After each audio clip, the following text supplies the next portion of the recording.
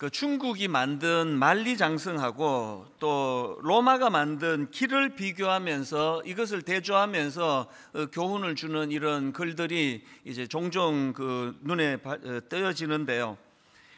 이 진시황이 만리장성을 쌓은 이유는 이제 그 외적을 물리치기 위한 것이었는데, 결과적으로는 이것이 그 외부와의 단절로 연결되는 부작용을 가져왔고, 또 그런가 하면은 여기에 반해서 로마가 만든 길, 도로는 모든 길은 로마로 통한다, 이런 말이 나올 정도로 주변과의 교류와 소통이 그렇게 긍정적으로 이루어지는 도구가 되었다, 그렇게 비교하면서 설명들을 많이 합니다.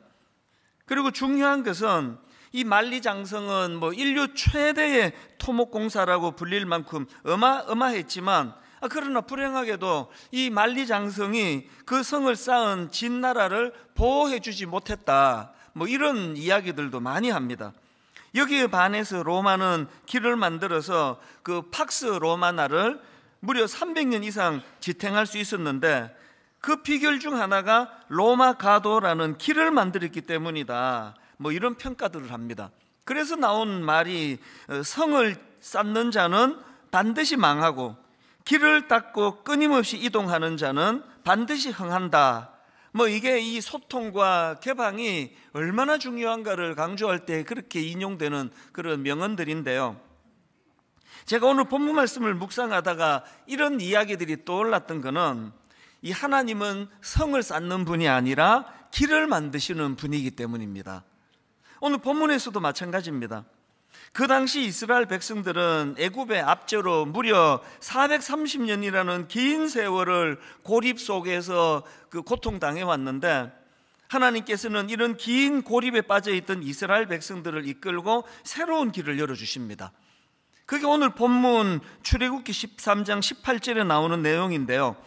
그러므로 하나님이 홍해의 광야길로 돌려 백성을 인도하시매 이스라엘 자손이 애굽 땅에서 대열을 지어 나올 때에 그 막혀있던 홍해를 갈라 길을 만들어 주신 그 하나님께서 이제 이스라엘 백성들에게 가나안이라고 하는 새로운 꿈과 목표를 가지고 그 길을 향해 나아가도록 인도해 주셨다. 그래서 우리가 지난주에 살펴보았던 이사야 43장 19절, 보라 내가 새 일을 행하리니 이제 나타낼 것이라 너희가 그것을 알지 못하겠느냐. 반드시 내가 광야의 길을 사막에 강을 내리니. 그래서 저는 그 하나님을 떠올릴 때 그 영어 단어로 그 패스파인드라고 하는 단어가 있습니다. 이 패스파인드는 우리말로 길을 인도해 주는 길잡이 혹은 어떤 분야의 개척자, 이런 좀 도전 정신과 연관되는 단어입니다. 그래서 제가 이 단어가 참 저에게 영향을 미치기를 원합니다. 하나님, 저의 인생도 정말 길을 인도해 주는 길잡이, 또 어떤 분야에서건 그 개척하는, 그 도전하는 개척자로서 그런 패스파인드의 삶을 살기를 원합니다. 그러는데요, 이 패스파인드의 원조는 우리 하나님이세요. 하나님은 항상 우리로 하여금 도전하게 하시고 막혀있는 곳을 뚫어 그렇게 목표를 향해 나가기를 원하시는데요, 이제 오늘 본문에서의 이 하나님의 모습도 바로 그런 도전하시고 길을 만들어 여시고 그런 개척자로서 나아가도록 인도해 주시는 그런 모습을 보여주고 계십니다. 이런 면에서 오늘 본문이 저에게 굉장히 그 많은 메시지를 던져줬는데요, 이제 오늘 본문은 역사적으로 보면은 이제 홍해를 건너기 직전입니다. 그래서 이제 본격적으로 광야 생활을 하기 직전에서 오늘 본문의 그 내용이 나오는데요, 저는 오늘 본문을 보면은 이제 이스라엘 백성들이 이제 홍해를 건너 본격적으로 광야 생활을 할 때, 그때 하나님께서 어떻게 이 이스라엘 백성들을 도우시는가. 그래서 이 광야길에 나선 이스라엘 백성들에게 나타나는 그 두 가지 특징을 오늘 본문에서 저는 상징적으로 발견을 합니다. 광야길에 나선 이스라엘 백성들에게 나타나는 두 가지 중에 첫 번째 특징이 뭐냐 하니까, 그 광야길에 이스라엘 백성들에게 하나님은 구름기둥 그리고 또 불기둥이라는 이 인도하심의 도구를 보여주고 계시다는 겁니다. 본문 13장 21절입니다. 여호와께서 그들 앞에서 가시며 낮에는 구름 기둥으로 그들의 길을 인도하시고 밤에는 불 기둥을 그들에게 비추사 낮이나 밤이나 진행하게 하시니. 이제 애굽을 탈출한 이후로 본격적으로 광야 생활을 할 때 하나님께서는 바로 이 두 도구를 상징적으로 사용하셔서 어떤 상황에서도 내가 너희들을 보호해 주시겠다. 그래서 여러분, 이 이스라엘 백성들의 긴 출애굽의 여정의 핵심을 딱 한마디로 말하라 그런다면 이스라엘 백성들에게 이 출애굽하는 광야 생활의 가장 강력한 특징은요, 하나님의 인도하심입니다. 하나님의 인도하심.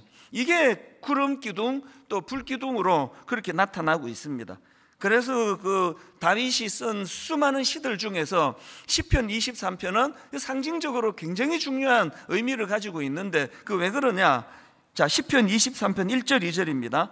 여호와는 나의 목자시니 내게 부족함이 없으리로다. 그가 나를 푸른 풀밭에 누이시며 쉴 만한 물가로 어떻게 하십니까? 인도하시는 도다예요. 신앙생활은 하나님의 인도하심을 받는 거거든요.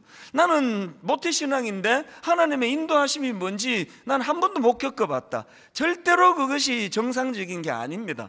우리는 하나님의 인도하심을 받습니다. 그래서 이제 이 목회를 하다가 모태신앙에게 좋은 게요, 뭔가 좀 답답한 일을 만나고 막히는 어떤 일을 만나고 하면 그 옛날 어른들 생각이 이렇게 납니다. 옛날에 우리 권사님들이 335 모이셔가지고 찬양 부르고 기도하고 가실 때 뭐 그냥 뭐 그 단골 찬양 중에 하나입니다. 이 찬양이요. 나의 갈 길 다가도록 예수 인도하시니 내 주 안에 있는 긍휼 어찌 의심하리요. 옛날 60년대 70년대 그 어른들은 뭐 보릿고개 또 전쟁 이후 너무너무 결핍되고 어려운 것들이 많다가 보니까 그 어른들이 진짜 갈망했던 것은 하나님의 인도하심이었습니다. 그리고 그 하나님의 인도하심만 있다면 내가 이 어려운 고비를 잘 이길 수 있습니다. 그런 믿음이 있으셨던 것 같습니다. 이런 의미에서 오늘 그 이스라엘 백성들에게 하나님이 보여주시는 이 구름 기둥과 불 기둥이라고 하는 이 하나님의 인도하심의 도구, 이것이 오늘 본문에서 우리가 기억해야 될 한 모습이고요. 그런가 하면 두 번째로 이 광야길에 이스라엘 백성들에게 나타나는 특징이 하나 더 있는데요. 그건 뭐냐? 하나님께서 인도해 주시는데요, 하나님께서 인도해 주시되 이 백성들의 생각과는 다른 길로 인도해 주신다는 겁니다. 이게 굉장히 중요한 포인트 아닙니까? 오늘 본문 17절 한번 보십시오. 바로가 백성을 보낸 후에 블레셋 사람들의 땅의 길은 가까울지라도, 이게 보니까 지름길이 있네요. 가까울지라도, 블레셋 사람들의 땅의 길은 가까울지라도 하나님이 그들을 그 길로 인도하지 아니하셨으니 이는 하나님이 말씀하시기를 이 백성이 전쟁을 하게 되면 마음을 돌이켜 애굽으로 돌아갈까 하셨음이라. 그래서 18절입니다. 그러므로 하나님이 홍해의 광야길로 돌려 백성을 인도하시매. 우리는 참 이 합리적인 걸 되게 좋아하시잖아요. 21년을 목회하면서 제가 내린 결론이 그겁니다. 사람들은 합리적이지 않은 걸 못 견뎌 하세요. 그리고 또 본인 생각할 때 그거는 뭐 합리적이네, 상식적이네, 그러면 뭐 굉장히 또 그걸 지지해 주세요. 이 목회는 이 합리적인 게 참 중요한데요, 그러나 여러분, 신앙생활을 여러분이 저한테 요구하듯이 그렇게 합리적인 것만을 요구하는 것은 절대로 하나님 뜻이 아니에요. 지금 이스라엘 백성들이 보기에 아니 이렇게 지름길로 속 가면 되네? 그런데 하나님은 그 길을 두고 우회하시는 겁니다. 돌아가시는 거예요. 이 광야길로 돌아가시는 겁니다. 왜 그렇게 하시는지에 대해서 뭐 설명을 해 주셔도 우리는 모르고요, 안 해 주셔도 모릅니다. 그 우주를 창조하시는 하나님의 큰 그림으로 그렇게 인도해 나가시는 걸 뭐 우리가 일일이 다 어떻게 알겠냐는 거죠. 그래서 제가 지금 와서 생각해 보면은요, 참 99세 되시는 우리 어머니가 믿음도 좋으셨지만 참 지혜로우셨다 생각해요. 어머니는 뭐 갈등이 없습니다. 진짜 갈등이 없습니다. 뭐 하나님이 뭐 이렇게 하시든 저렇게 하시든, 뭐 심지어는 남편 목사님이 교회를 그냥 풀같이 일으키기를 원해가지고 금식 기도를 하다가 돌아가셨는데도 막 속은 뭐 그거 뭐 상함을 이루 말로도 못하는 게 정상 아닙니까? 이게 뭐 하나님을 향한 원망은 뭐 이건 뭐 최고로 한 건 나올 거 아닙니까? 아니 하나님은 무슨 일을 이렇게 하십니까? 아니 담임 목사가 교회 부흥을 위하여 40일 금식 기도를 하면은 그 기도하고 나서 교회가 불같이 일어나야 되는데, 아니 어떻게 그 남편을 그렇게 데려가시면은 어떡합니까? 분명히 그런 생각을 하셔야 되는데, 어머니는요 정말 잘하신 게 하나님 하신 일에 대한 승복이에요.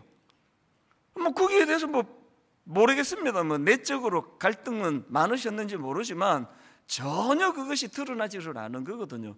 그래서 이제 사춘기가 되면은 이제 어머니한테 좀 마음이 상하고 그러면 저는 알거든요. 우리 엄마 괴롭히는 건 하나님 괴롭히는 거예요.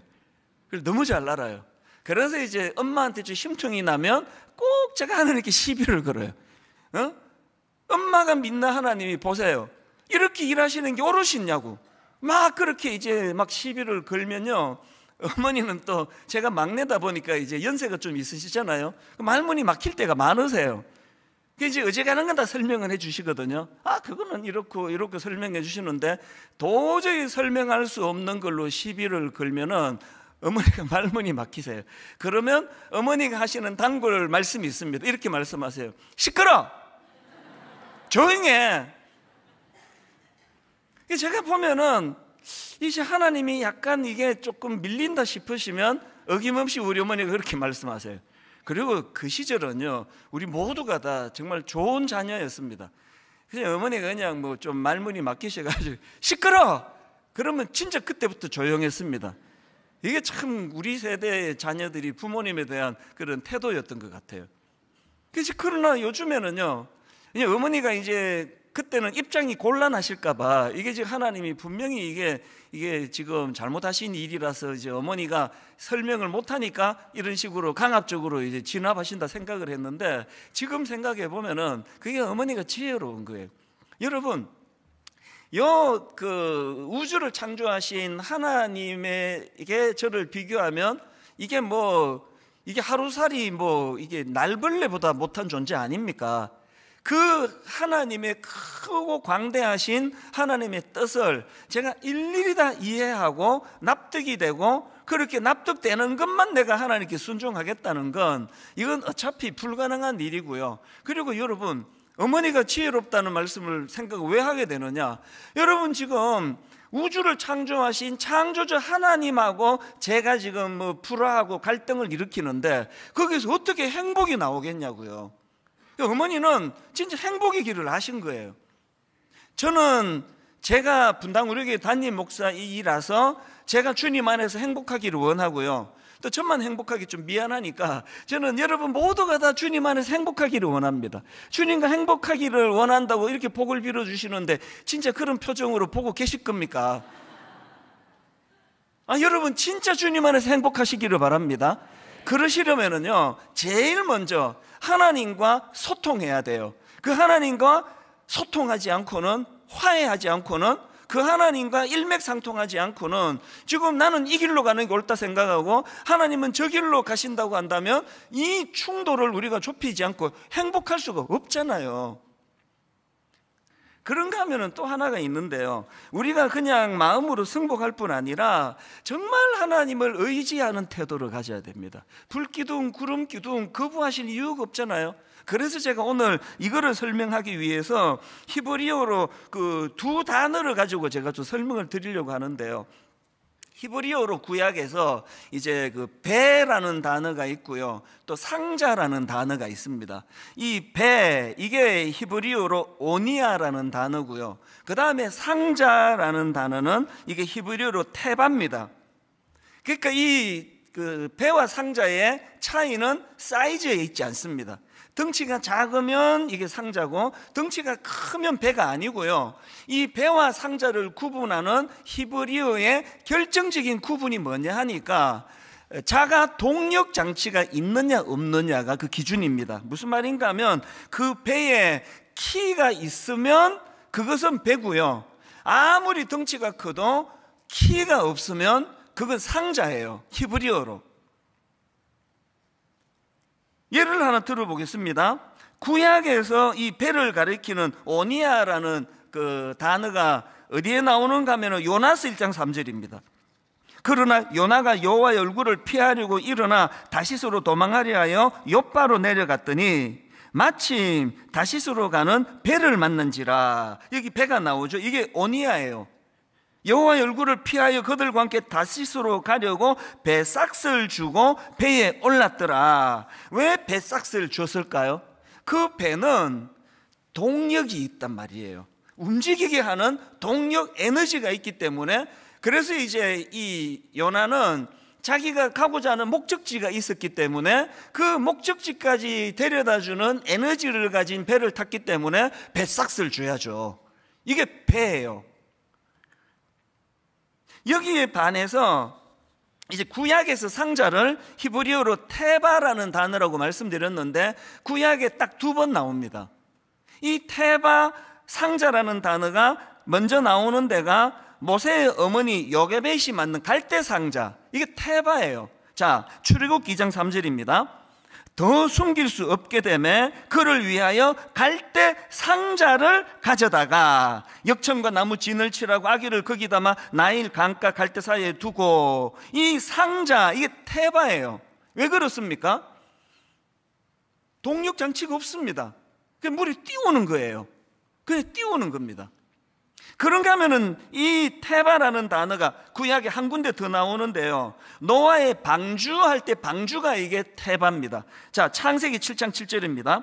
노아는 아들들과 아내와 며느리들과 함께 홍수를 피하여 방주에 들어갔고. 이 방주, 이게 테바입니다. 왜? 아까 말씀드렸죠, 배와 상자를 우리 생각으로 그 사이즈로 구분 짓는 게 아니라 아무리 그럴듯한 배 모양을 하고 있어도 동력 장치가 없으면 그건 히브리어로 상자예요. 상자. 우리는 이제 그 사이즈를 보고 노아 할아버지 배를 만든다, 노아 할아버지 배를 만든다 그러는데요, 그 노아가 만든 게 히브리어로는 배가 아니라 상자를 만든 거예요. 이 동력 장치가 없는 거죠. 여러분 이 구분은 아시겠죠? 그래서 여러분 이제 그 요나는요, 그 자기가 탄 배가 스스로 자기가 정한 목적지까지 데려다주는 동력을 가졌던 배고요, 여기에 반해서 모세의 어머니 요게벳이 만든 갈대 상자나 노아가 만든 방주는 동력 장치가 없기 때문에 그건 본인의 의지와 본인의 생각으로 움직여지도록 만든 게 아닙니다. 그래서 요게벳이 만든 갈대 상자가 비장한 거잖아요. 이제 이 아이를 두면 이제 죽임 당할 수밖에 없으니까 이제 내가 마지막으로 갈대 상자를 만들어 이 아이를 띄운다는 건 전적으로 하나님께 맡긴다는 거예요. 죽이든 살리든 이제 하나님 손에 달려 있습니다. 이게 동력 장치가 없는 상자입니다. 노아가 만든 방주도 마찬가지예요. 노아가 이제 홍수가 나면 내가 아는 뭐 더 높은 산이 있는데 이거를 그리로 유도해 내고 어쩌고 저쩌고 하면은 그건 배예요. 노아에게는 그게 없습니다. 온전히 그 배에 탄 사람들을 하나님 손에 맡기는 거예요. 그러다 보니까요, 이제 요나스 1장 3절에서 나오는 그 아까 읽었던 이 말씀의 주어가 요나입니다. 요나. 자, 다시 한번 보세요.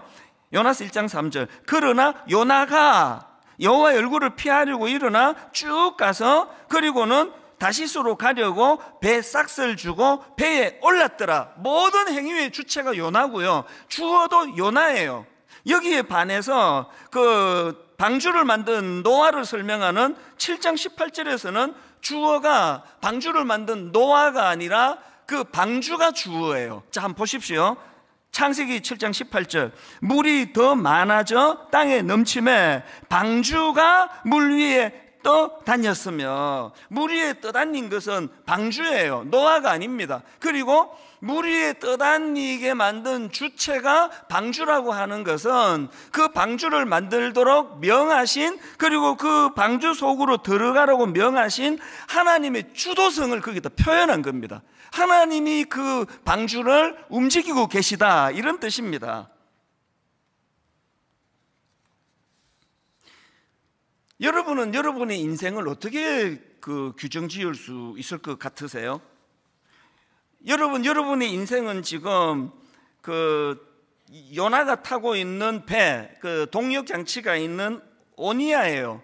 난 내 인생을 내가 조정하고 내가 운전하고 난 내 인생의 마지막은 이렇게 갈 수 있어. 그렇게 지금 피곤하게 살아가고 계십니까? 아니면은 여러분의 인생은 노아가 만든 동력 장치가 없는 방주처럼 내가 참 수고하고 애쓰는 것도 사실이지만 내 모든 몸부림치는 애씀에 하나님의 은혜가 개입하지 않고는 이게 내 손이 수고하는 게 다 허사다. 시편에 나오잖아요. 내 손이 수고하는 그 모든 것들이 허사로 돌아갈 수밖에 없다. 이 믿음을 갖고 살아가고 계시는지. 왜 후자가 필요한가 하면은 여러분 이 두 대비에서 진짜 중요한 포인트가 하나 있는데요.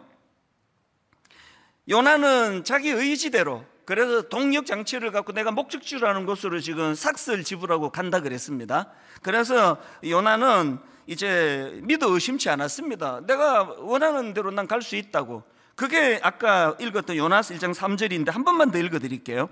그러나 요나가 여호와의 얼굴을 피하려고 일어나 다시스로 도망하려 하여 욥바로 내려갔더니 마침 다시스로 가는 배를 만난지라 여호와의 얼굴을 피하여 그들과 함께 다시스로 가려고 배삭스를 주고 배에 올랐더라. 나는 스스로 움직이는 동력 장치가 있는 배에 탔고 내가 지불해야 될 배삭스를 지불했고 이 배의 목적지는 내가 원하는 다시스로 간다. 그 확신을 갖고 있는 게 3절인데 생각지도 못한 문제가 하나 생겼네요.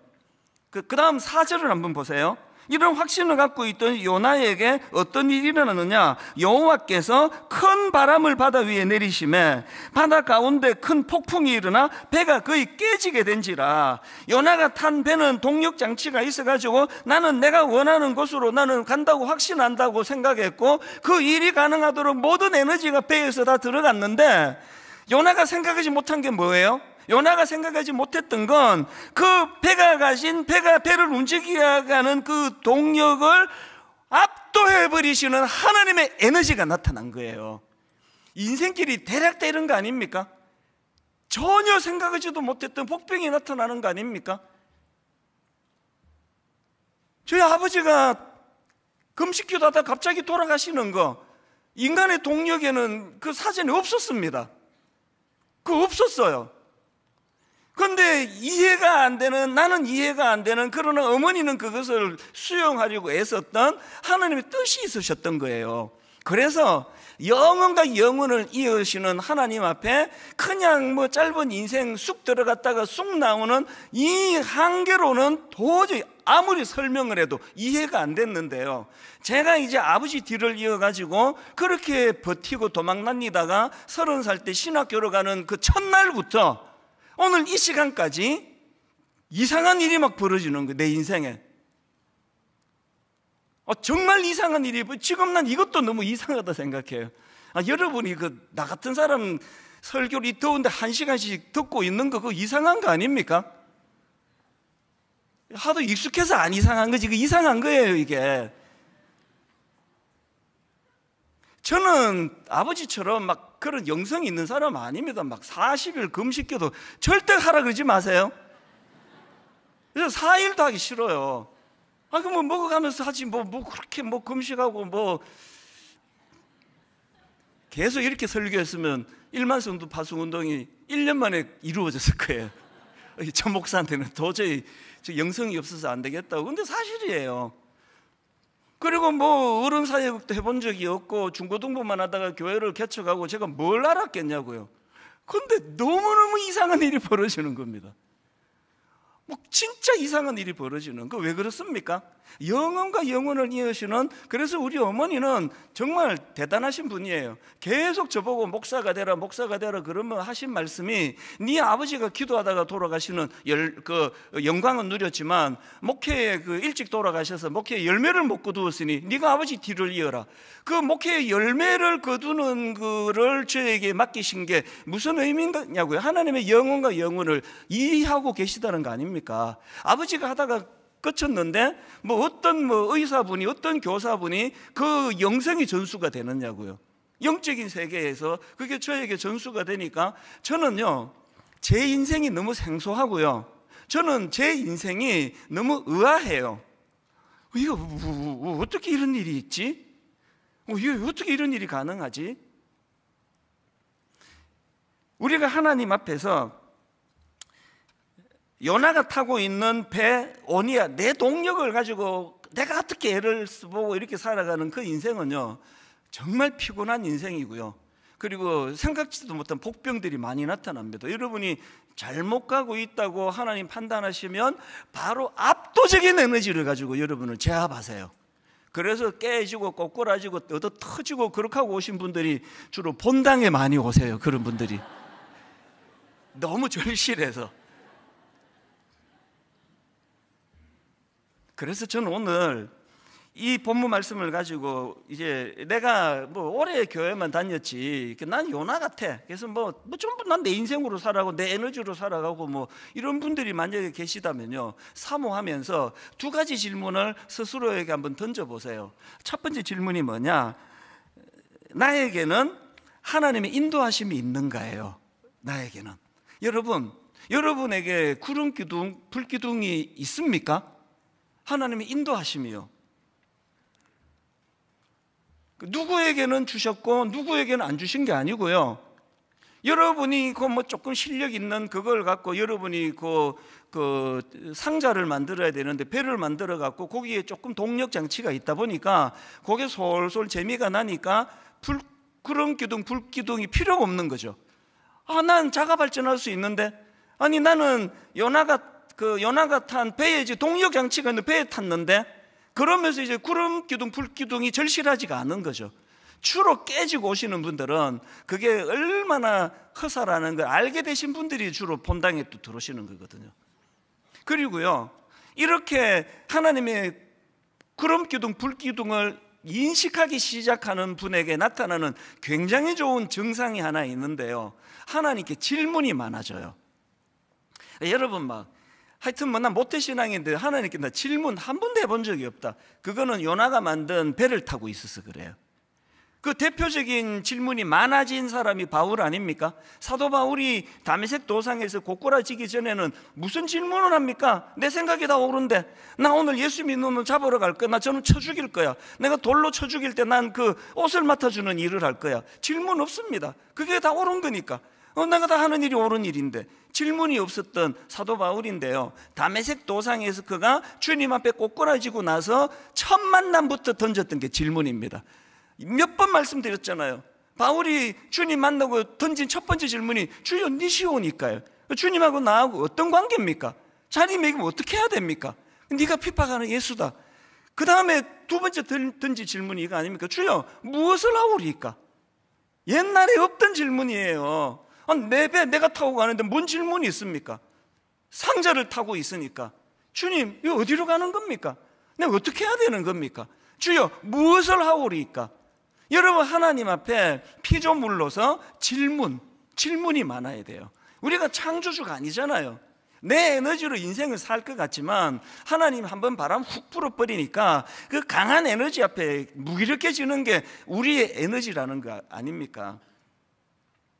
구약에서도 다윗, 하나님 마음에 합한 자라고 그렇게 평가를 받았는데 질문 잘해서 그렇다고, 그것도 한 이유라고 저는 생각해요. 다윗이 가장 잘했던 건 질문이에요. 사무엘상 23장 2절입니다. 이에 다윗이 여호와께 묻자와 이르되, 그리고 한 절 건너가지고 4절에서 다윗이 여호와께 다시 묻자온대.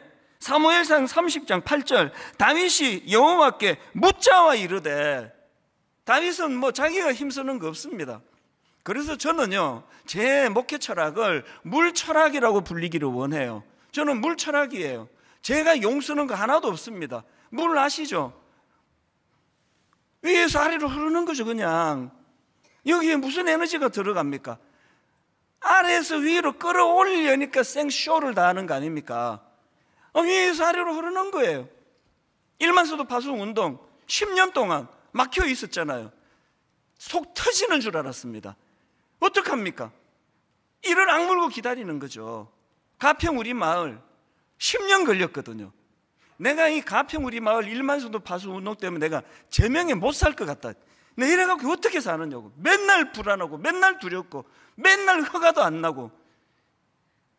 아니 가평 우리 마을에서 그 장애인들을 위해서 장애인 그 거주 시설로 이 허가를 받기로 계획하고 그렇게 준비를 다 했는데 하나님께서 뜬금없이 청소년 수련 시설로 허가가 났어요. 그거 말고는 허가가 유일한 허가 그거예요.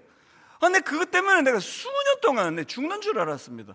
아니 이게 청소년 수련 시설로 해가지고 이게 그 헌금하신 권사님과 땅 주신 분한테 뭐 어떻게 설명해야 될지 그랬는데, 여러분에게 창립 21주년에 이거 발표하기 바로 한 보름도 안 돼요. 하나님께서 쫙 꿰주시는데요, 청소년 수련시설로 그렇게 하나님이 주셨다는 걸 제가 승복하고 나서 놀라운 일이 막 일어나는 겁니다. 예전에는 장애인 엄마 아빠만 거기서 잘 섬기고 위하고 막 이런 생각을 했더니, 말씀 다 드렸잖아요. 장애인을 형으로 둔, 장애인을 누나로 둔, 장애인을 동생으로 둔 수많은 우리 청년들을 거기다 초대해서 격려하고 위로하고 등을 두드려주는 일을 하고, 제가 2주 전에 거기 보호 종료 우리 시설, 보호 시설에서 자라다가 이제 나가는 사람들을 돕겠다 그랬더니 지금 막 원건각처에서 전문가들을 연결시켜 주고 계세요. 우리 하나님 앞에 그냥 우리가 하는 일은 물철학이에요. 물이 위에서 아래로 흐르는 거예요. 막히면 그냥 서 있으면 됩니다. 그저께 밥 먹으면서 제 아내가 참 당신 생각하면 내가 안쓰럽다고, 내가 잘해줄게요 그러면서 얼마나 이 무거운 숙제를 지고 고생을 하고 힘드시냐고.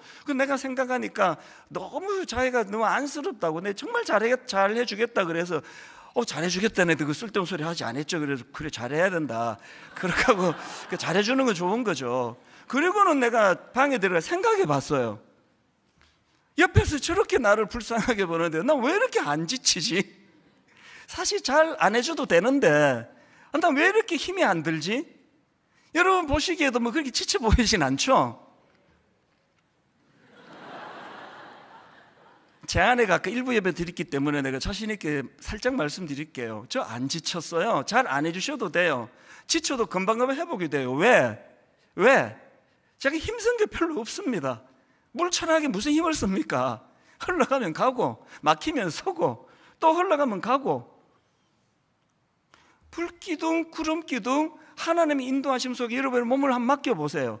그 어머니 요괴배신 만든 그 갈대 상자 안에 몸을 한번 맡겨보세요. 그 어린 모세가 그 안에서 무슨 힘을 써야 되느냐고요. 누리기만 하면 되는데. 그런가 하면은 여러분, 2번째로요, 우리가 던져야 되는 질문이 하나 더 있는데요, 나는 나를 인도하시는 하나님을 신뢰하고 있는가요? 제가 앞에서 말씀드렸잖아요. 출애굽기 13장 17절 다시 보십시오. 바로가 백성을 보낸 후에 블레셋 사람의 땅의 길은 가까울지라도 하나님이 그들을 그 길로 인도하지 아니하셨으니. 아니 왜 하나님이 이렇게 일하시는 거야? 아니 왜 지름길 놔두고 왜 둘러가지고 광야로 가시는 거야? 그때 이스라엘 백성들이 택할 수 있는 거 둘 중에 하나예요. 나 저런 하나님 못 믿겠다. 난 그냥 애굽의 종살이로나 벽돌이나 굽고 나 이렇게 살래. 나 불안해서 못 따라가겠다. 그럴 수 있고요. 아니면은 무조건 내가 하나님을 한번 믿어봐야 되겠다. 근데 이해가 되거나 안 되거나 하나님께 내가 믿고 신뢰해 봐야 되겠다. 여러분, 하나님을 신뢰하지 않는데 신앙생활이라는 건 그건 굉장히 무기력한 거 아닙니까?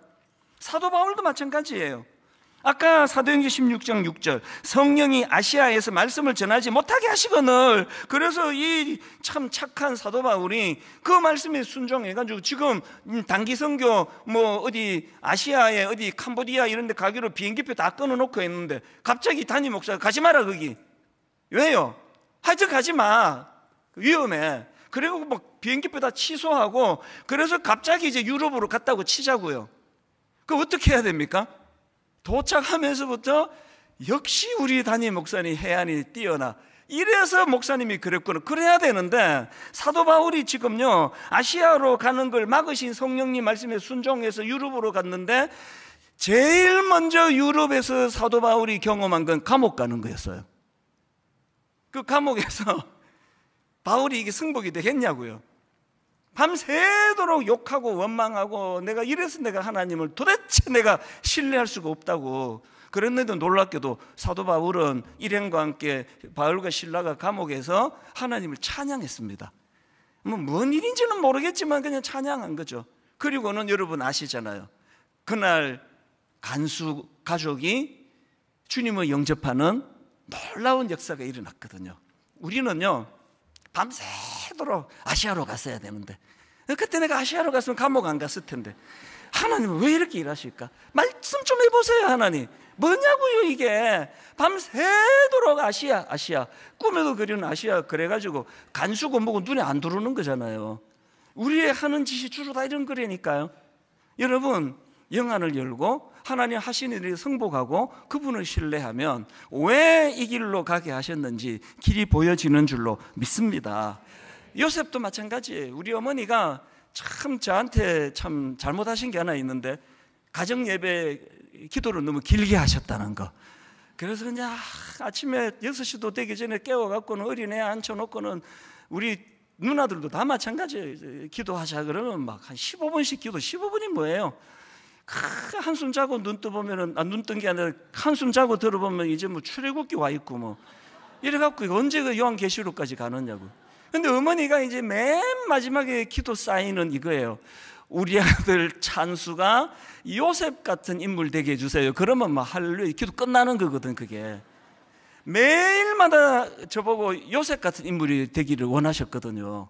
근데 여러분 요셉이 갔던 그 길이야말로 그 지름길 두고 가시밭길로 걸어간 인생 아닙니까? 우리 엄마는 막내 아들 찬수가 강간 미수범이 돼가지고 아니면은 성추행범이 돼가지고 감옥 가기를 원하셨던 걸까요?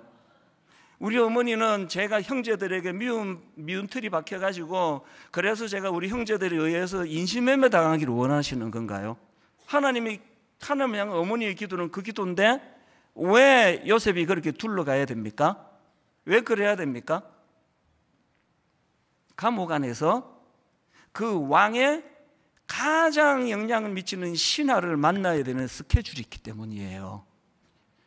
그 감옥에서 요셉이 하나님을 저주하고 울분을 터뜨리고 자기를 감옥에 쳐넣은 그 모함한 여자, 나가면 내가 칼 갈아가지고 이 여자를 내가 찔러 죽여버릴 거라 그러고 그랬으면요 요셉은 그걸로 끝나는 거예요. 하나님을 신뢰하는 거예요. 승복하는 거예요. 감옥에서는 도저히 이해가 안 되는데 근데 거기에 더 큰 길을 내시는 하나님의 뜻이 있을 거예요.